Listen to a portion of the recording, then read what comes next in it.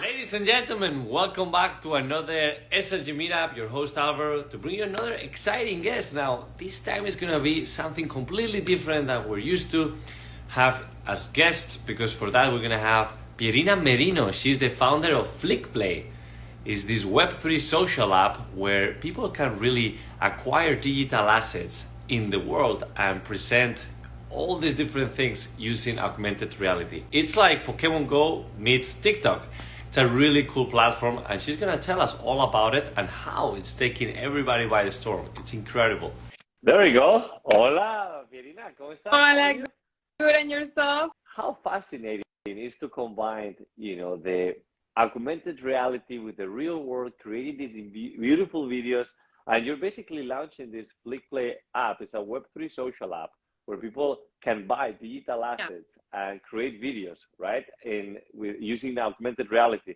So I love the analogy of Pokemon Go meets TikTok. So tell us a little bit about FlickPlay and everything that you're doing, because I think it's fascinating and definitely the future. Yeah, thank you. Thank you for the invite. So I think that you're spot on with how you describe it. We really think about FlickPlay as Pokemon Go meets TikTok. Even though if you were ever a Foursquare fan, you will find a lot of commonalities around how we pretty much create digital points of sale in the real world.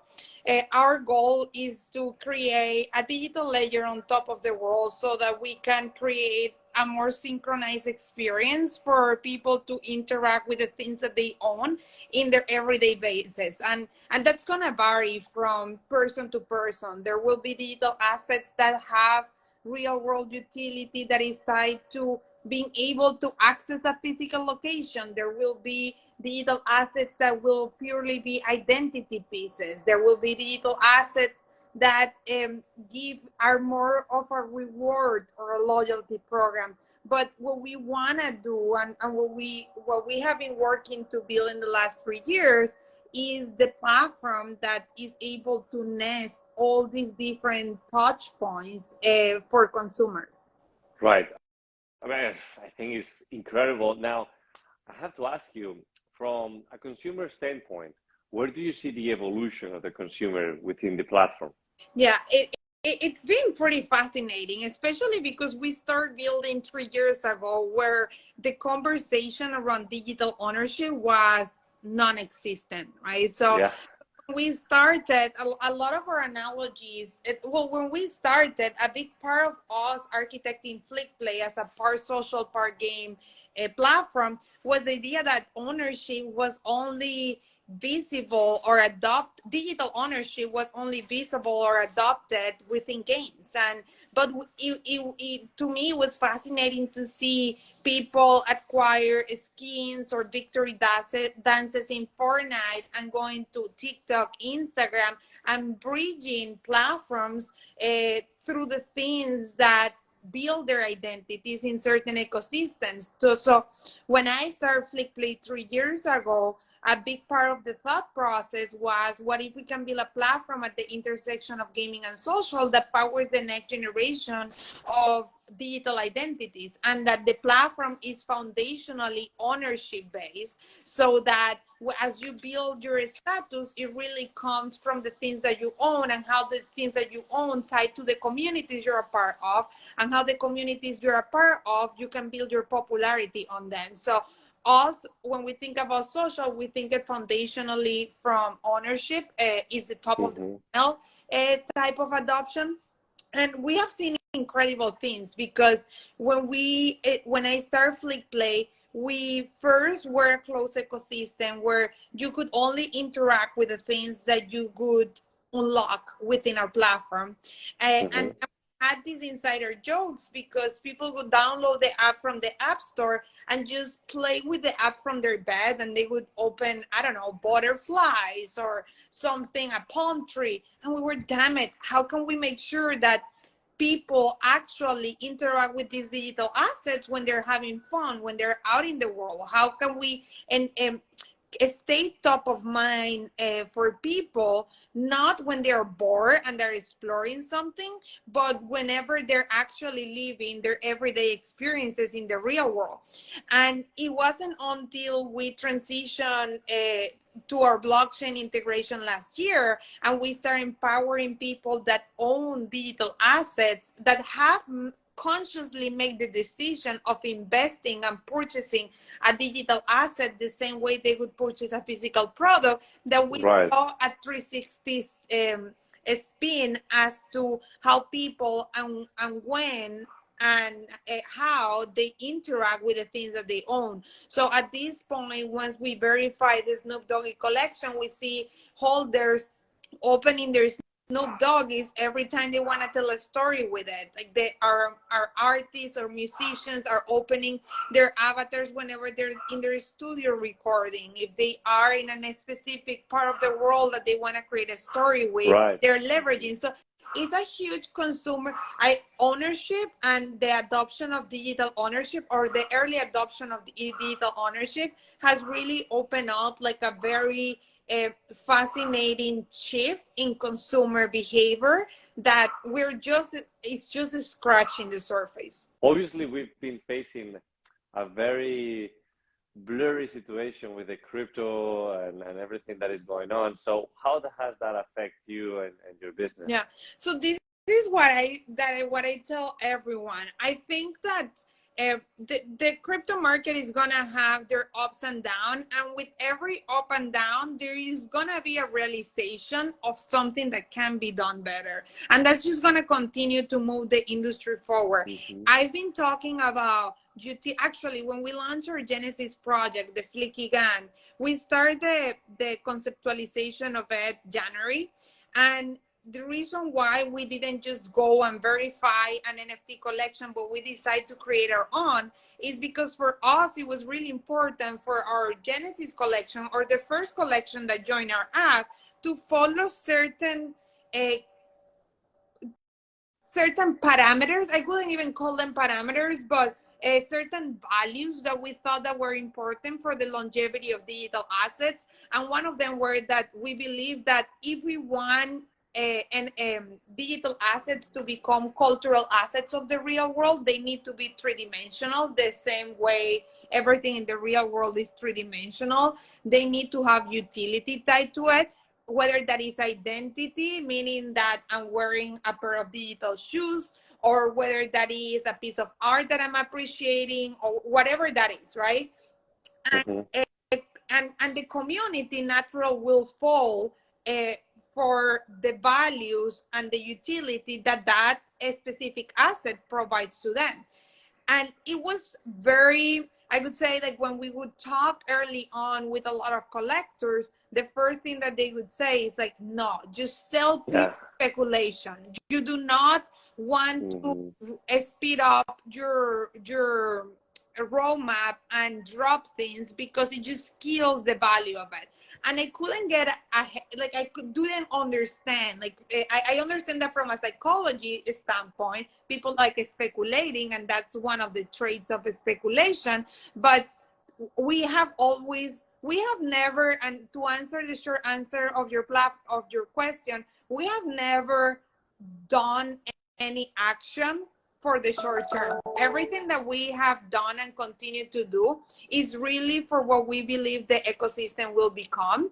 And I think that when you focus in digital assets as cultural assets and not financial assets, there is a life of their own that they win, that it won't be overpowered. I think that we need more platforms like FlickPlay that build the utility. The reason why someone within the Web3 or someone that have no idea of what an NFT is would want to own something digitally.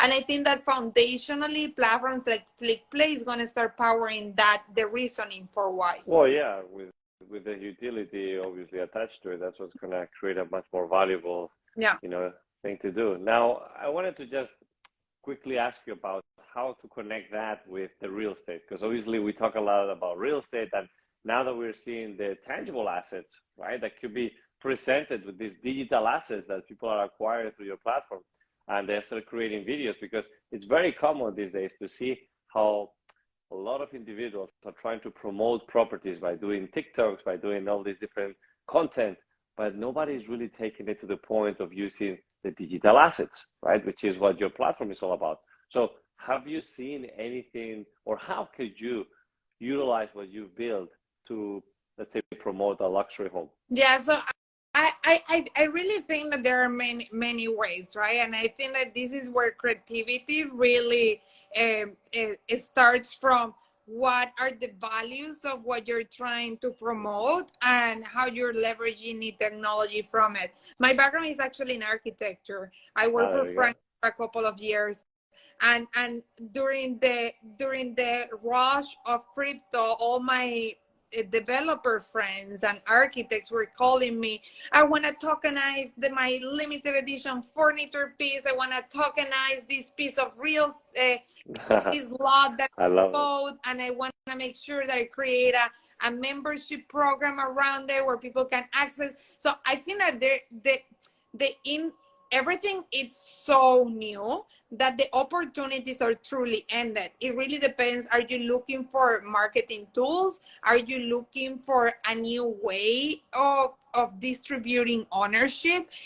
How do you really want to leverage Web3 technology, and how platforms like FlickPlay or other can enable you to achieve the goals? I think that when you think about open houses, when you think about like what's that core essence or value or feeling that that you want people to feel whenever they are in that home, right? So I think that there is this experiential, like a multi-sensory experience that you can create through the things that you can see in the real world, and how digital layers can amplify that feeling, and whether it is experiential to get people in a specific mindset and see beyond what they're seeing with their eyes, or whether that is from a more infrastructure standpoint, and you're thinking more about like, hey, how can I, you know, if we want to do the next generation of leasing where many people can have access to a property, so we're going to tokenize and split the time that someone can use a property, and this is having the blockchain. There's so many ways to think of. So many, I agree. And look, at the end of the day, it's exactly what you just said. It's about what is the ultimate goal in what you're trying to do. And there is so many questions that we could be going over for hours here, you know, because I'm an enthusiasm of how the evolution of real estate is just going so rapidly into this direction. And there is not just what we're talking about in here, but also the rights. There's so many things. So we will have another conversation for sure. Now, one thing that I wanted to ask you, and again, this is something that we ask every one of our guests, is what's the meaning of luxury to you? What's the meaning of luxury? Oh my God, you didn't tell me these questions before I joined here. I think that to me is identity. To me is the idea of like whenever like people say that feeling good with yourself comes from within, right? That the exterior is just kind of like a layer, but to me it's like whenever we saw this over COVID, whenever you join a Zoom and you could see people using a specific background, and it was a piece of a beautiful lobby of a office building or a room, like they use luxury as not only from an aspirational standpoint, but as a source of identity for themselves, right? And I think that luxury lets you highlight some of the parts of you that can only be highlighted visually through aesthetic. I'm a hyper fan of aesthetics. So I do think that identity and amplifying identity is a big part of luxury. I think that's amazing. No, it's the first time I hear the word identity associated with luxury, and it makes so much sense, and I really like the way you explain it. So look, I know that there is a lot of things that you need to focus on, and there will be a lot of different questions that we can go over. So definitely, I look forward to another chat with you. But I wanted to thank you for your time and for everything that you're doing. I find it super fascinating and definitely a good way to disrupt so many industries with this platform, because Web3, the blockchain, everything that you're doing is something that is here to stay and to progress. So thank you for what you're doing, and looking forward to seeing you soon. Thank you for having me. Nos vemos. Ciao.